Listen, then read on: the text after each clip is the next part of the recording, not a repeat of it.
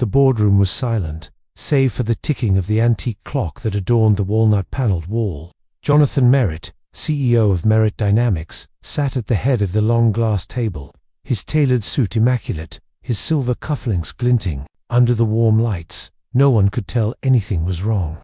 Not yet. But inside, his heart thudded like it was trying to escape. His mind kept going back to that morning's doctor visit. The quiet way the oncologist looked at the file. The deliberate way she sat down across from him. Stage 3, aggressive. We'll need to start treatment immediately. Jonathan had nodded. But as the words sank in, something colder settled in his bones. He hadn't told anyone yet. Not his assistant. Of 12 years, not the board, not even Ava, his 10-year-old daughter, who still believed he was invincible. After the meeting, Jonathan rode the elevator down alone. His reflection stared back at him in the mirrored walls. Crisp suit, straight back, hollow eyes. Outside, the city buzzed. But to him, it sounded distant, like he was already somewhere else. Fading, he sat in the back of his car and gave his driver a simple direction. Just drive. He didn't want to go home. Didn't want Ava to see him like this. She was waiting, with her school art project, probably already planning how to glue glitter to his shirt again, and he couldn't find the words. Not yet. Instead, he ended up parked outside the hospital, the same one where his wife had passed away 5 years ago, the same ER where he'd waited all night, helpless. His hands clenched. He remembered the promise he'd made to Ava that night, when she was too young to understand death. I'll always be here for you, always. But now, he wasn't so sure. A nurse walked past the car, glancing inside briefly. Their eyes met for half a second, and Jonathan saw something in her look. Not pity, something deeper. Recognition, maybe. Understanding that. He didn't know then that she would become the one to say the words that changed everything. If this story is already stirring something in you, don't scroll past. Let us know in the comments. What would you do if you were in Jonathan's shoes? And if you believe in stories that heal, subscribe for more, and trust me, it only gets more real. Jonathan wasn't sure why he got out of the car. Maybe it was habit. His driver always dropped him at this curb when he used to visit his wife. Maybe it was guilt. Or maybe it was because of the look that nurse had given him. He walked through the sliding glass doors into the lobby. The antiseptic scent rushing into his nose like a memory he didn't want to relive. A familiar face was at the reception desk. Nurse Mallory. She had been there during his wife's last months. Back then, Jonathan had barely spoken to her, just signed the paperwork and asked for updates in clipped tones. But today, she recognized him. Mr. Meritt, she said, rising slightly from her chair. You, okay? He hesitated. Just needed a quiet place. Her eyes softened. Come, sit. I'm on break anyway. They sat in the little staff lounge off the hallway. 2 vending machines blinked beside a bulletin board covered in pastel. Thank you cards and faded photos of babies who'd been born upstairs.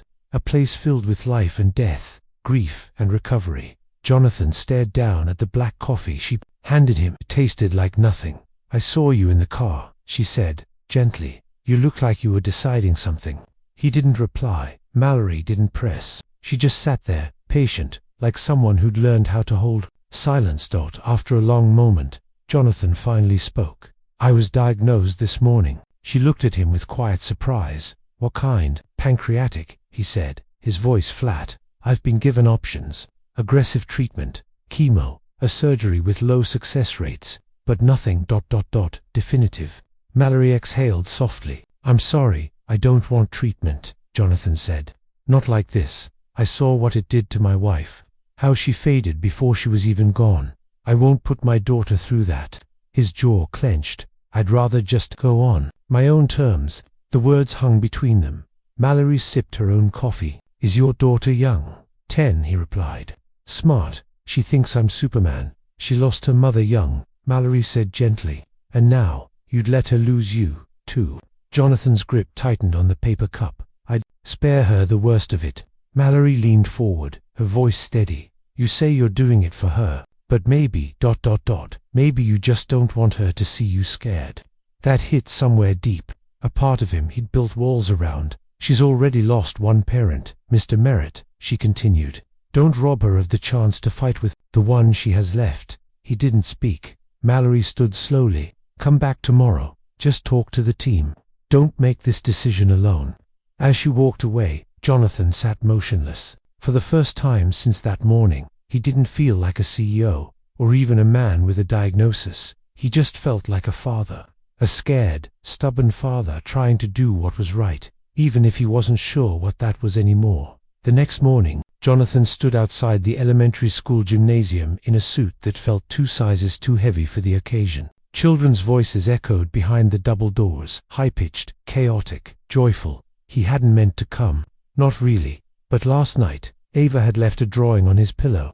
A crooked picture of him holding her hand under a rainbow. It said, "Daddy, you're my hero. Please don't be late." So here he was, hiding outside a room full of crayons and parents who had no idea. Their world could collapse in a single diagnosis. When he finally stepped in, Ava spotted him immediately. Her face lit up. "Daddy, over here." She was in a sky blue dress with smudges of paint down the side. Her hair was pulled back in a ponytail that was already falling loose. She ran up and took his hand, pulling him toward a folding table covered in art projects. "This one's mine," she beamed. It was a collage of torn magazine pages, glitter, and a bold black title in her uneven handwriting. "What makes me feel safe?" The centerpiece was a cutout of a man in a suit, drawn over with googly eyes and a red paper tie. Jonathan felt his chest tighten. "You made this." Ava nodded proudly. "You always say you're too busy, but you came. That makes it real. Even when Mum went away, you stayed.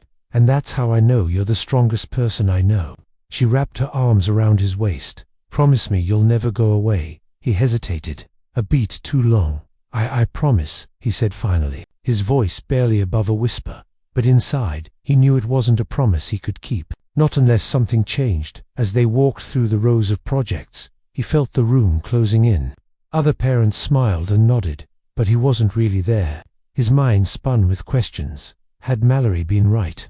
Was he choosing pride over presence, fear over love? At the end of the row, Ava tugged on his sleeve. "Daddy, that's my friend Lily's mum," she whispered, pointing toward a woman in scrubs, kneeling to tie her daughter's shoe. Jonathan's heart skipped. It was Mallory. She looked up and smiled faintly when she saw him. Their eyes met again, and for the first time, Jonathan didn't look away. That night, the silence in the house was heavy. Ava had gone to bed early, her art show ribbon tucked under her pillow like a treasure. Jonathan stood in the doorway of her room for a long time, just watching her chest rise and fall with sleep.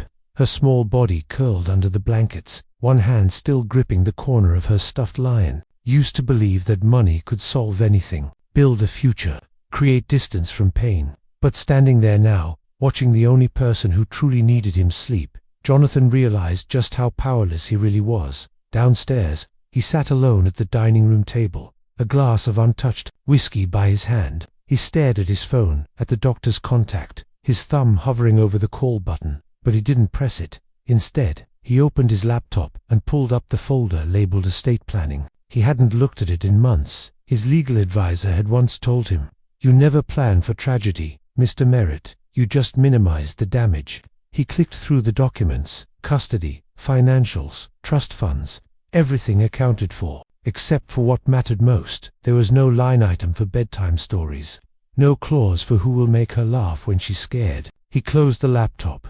It was past midnight when the doorbell rang. He tensed, unsure if he had imagined it. When he opened the door, Mallory was standing there. No scrubs this time, just jeans, a sweater, and tired eyes. "I know it's late," she said, "but I couldn't stop thinking about your daughter." Jonathan stepped back, surprised.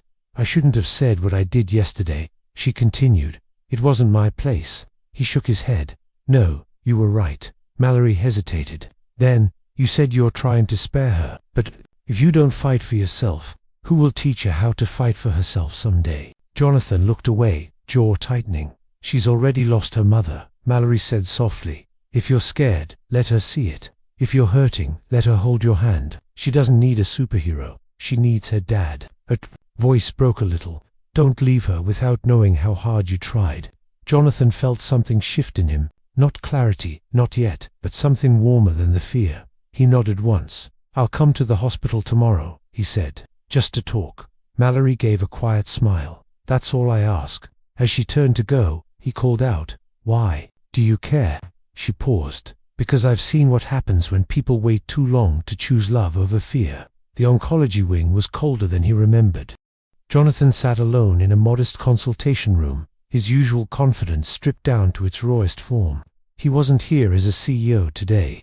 No tailored words, no contracts to sign, no quarterly goals to meet, just a man with a diagnosis, and the faint echo of his daughter's voice from the night before. "Promise me you'll never go away." He hadn't told her yet. Mallory entered first, clipboard in hand. She gave him a reassuring nod, not cheerful, not pitiful, just real. "Dr. Langston will be in shortly.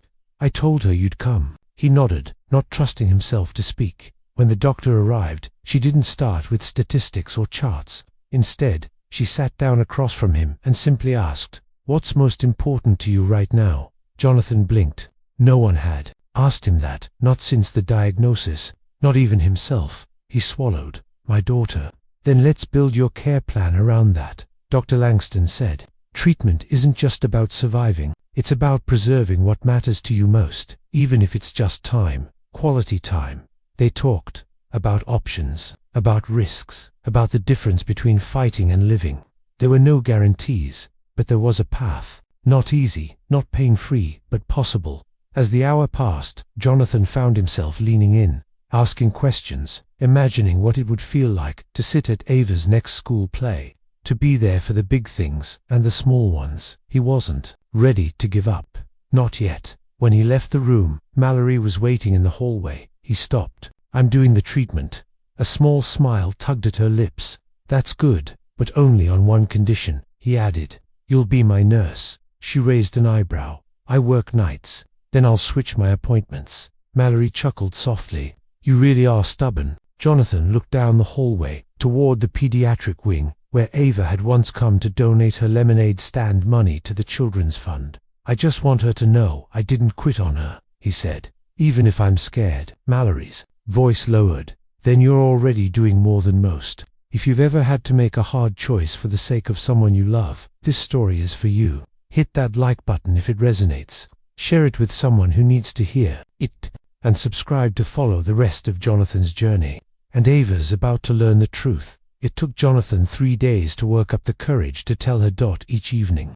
He sat beside Ava at dinner, watching her tell stories with wild hand, gestures and bursts of laughter. And every time he opened his mouth, the words caught somewhere in his throat. How do you tell a 10-year-old that the strongest person in her world isn't as invincible as she thinks? But by Thursday night, after her bath and bedtime story, Jonathan lingered a little longer beside her bed. The lamp cast a soft amber light across the room. Ava was half asleep, her fingers curled loosely around her lion plushie. "Sweetheart," he said, gently brushing a damp strand of hair from her forehead. "Can I talk to you about something?" She stirred, eyes blinking open. "Sure. Is it about the art show again?" He gave a small smile. "No, it's something a little different." He sat down on the edge of the bed, careful not to let the tremor in his hand show. "I went to the doctor last week. They found something in my body, something that needs medicine to get better." Ava sat up slowly. "Are you sick?" Jonathan nodded a little. "But the doctors are going to help me. It'll be a tough journey. I'll get tired. I might lose my hair. I won't always feel strong, but I'm going to do everything I can to get better." Ava was silent, her small brow furrowed. "Like Mummy." His heart ached. "Not exactly. Mummy's illness was different, and I'm getting help sooner. I have a good team, and I have you." She reached out and took his hand, her voice small but steady. "Are you scared?" He didn't lie. "Yes, I am." Ava leaned against him, head resting on his chest. "Can I help?"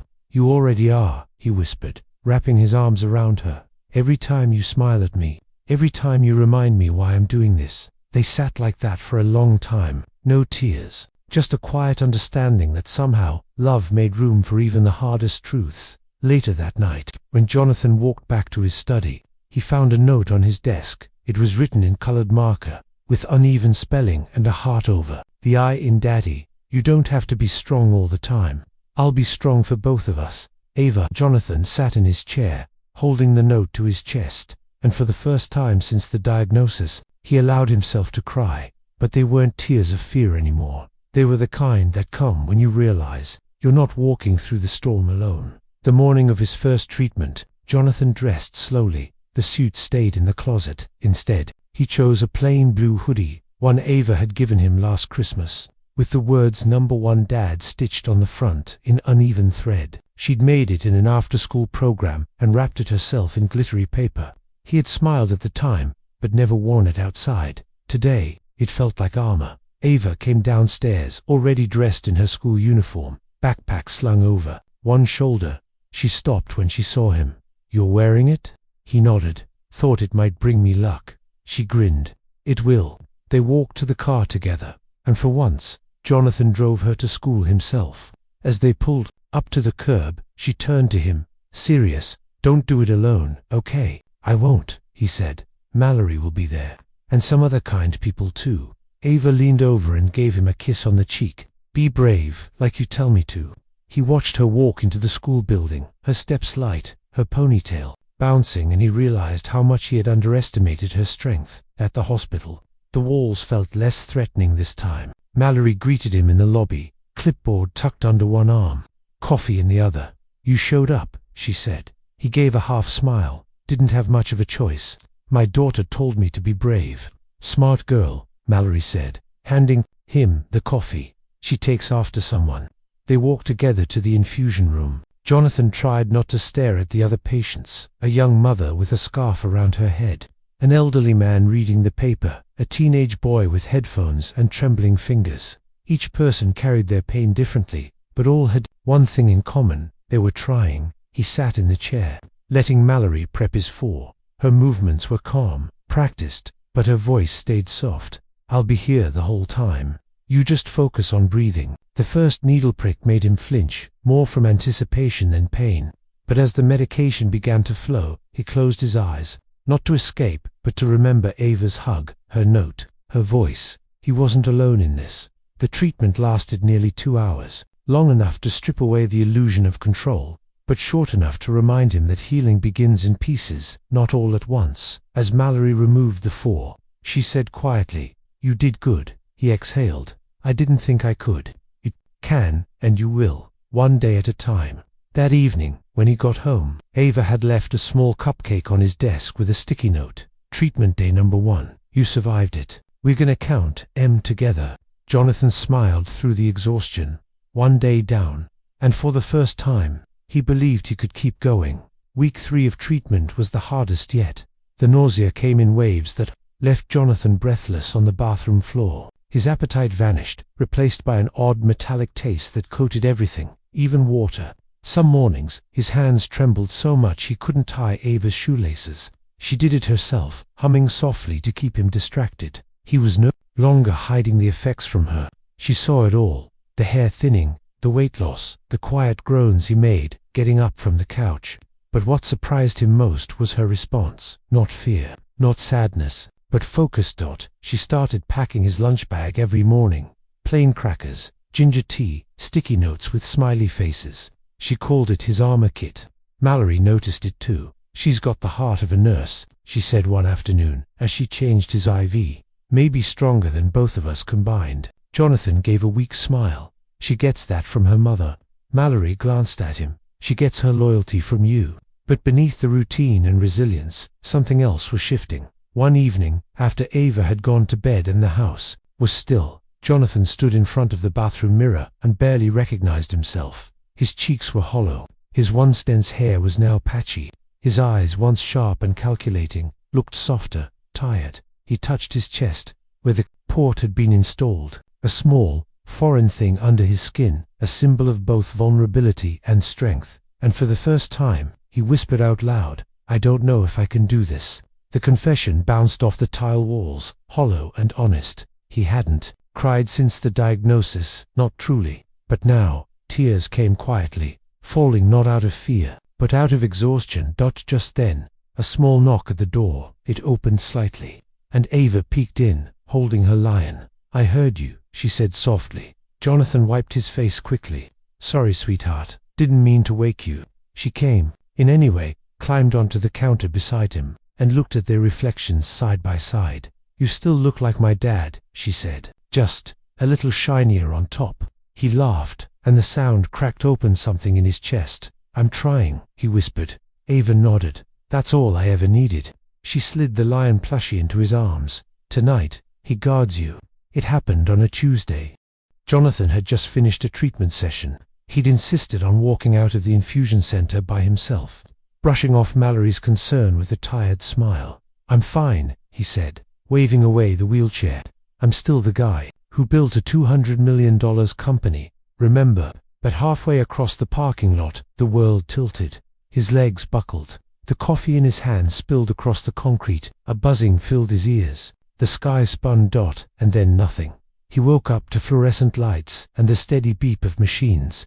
Mallory was by his side, arms crossed, jaw tight. You fainted from dehydration and overexertion, she said. You shouldn't have been pushing yourself that hard. He tried to sit up. A dull pain throbbed behind his eyes. I just didn't want Ava to see me weak. Mallory shook her head, her voice low and sharp. She doesn't need you perfect, Jonathan. She needs you present. The room went quiet. She stepped closer. You're not in this alone. Let people carry you sometimes. That's what love is. Later that day, when Ava was allowed in to visit, she came with two things, her sketchbook and a scolding. You scared me, she said, folding her arms. You said you'd be careful. Jonathan reached for her hand. I know. I thought I had to be strong all the time. You don't, she said firmly. That's why you have me. She climbed onto the hospital bed beside him and opened her sketchbook. The newest drawing showed the two of them holding hands, but this time, Ava was the one leading. I decided something, she said. After you get better, I want to start a club for kids with sick parents. We'll call it Team Brave. Jonathan looked at her, his eyes welling. You already started it, he said. You're the founder. That night, as she slept, curled next to him, Jonathan didn't think about numbers, scans, or side effects. He thought about what it meant to let go of control and trust in something deeper. Not power, not pride, but love. 3 months later, the final round of treatment was complete. Jonathan sat quietly in the recovery garden outside the hospital, the crisp autumn air brushing gently against his face. Leaves swirled at his feet, gold, amber, red. Change was everywhere. His body was thinner, weaker, but his eyes were clearer than they had been in years. Mallory joined him, carrying 2 cups of tea. You made it, she said, settling beside him. He nodded, watching a young boy chase a butterfly across the garden path. I didn't think I would, but you did, she replied. You showed up, every single day. They sat in silence for a while, the kind of silence that doesn't need to be filled. Then Mallory pulled an envelope from her coat pocket. She asked me to give this to you when you finished. Jonathan turned the envelope over. Ava's handwriting slightly crooked, dotted with tiny stars. He opened it. Inside was a single sheet of blue-lined paper, decorated with stickers of hearts and little lions. Dear Daddy, I'm really proud of you. I saw you try, even when it was hard. I saw you smile, even when I knew it hurt. You told me once that I was brave, but I learned how to be brave from you. So now that treatment is done, can we do normal stuff again, like pancakes, and laughing, and going to the park even when we're too old for swings? I don't want perfect. I just want you. Love, Ava. Jonathan held the letter to his chest. Tears fell, but this time, they were different. They weren't about fear or loss or helplessness. They were about life. Messy, imperfect, miraculous life. 2 weeks later, Ava's Team Brave held its first meeting in the school gymnasium. 10 kids, 5 parents, 1 big banner Ava had painted herself. Jonathan was the guest speaker. He stood before them, no longer the untouchable CEO, but a man who had learned to let people in. He told his story, not to inspire, not to impress, but to connect. And when he finished, Ava came up and took his hand, raising it like a champion. This, she announced proudly, is my dad. He didn't give up. The room applauded. And somewhere deep inside Jonathan Meritt, a man once built entirely of pride and silence, something healed, not his body. That was still a work in progress, but his heart, that had already found its cure.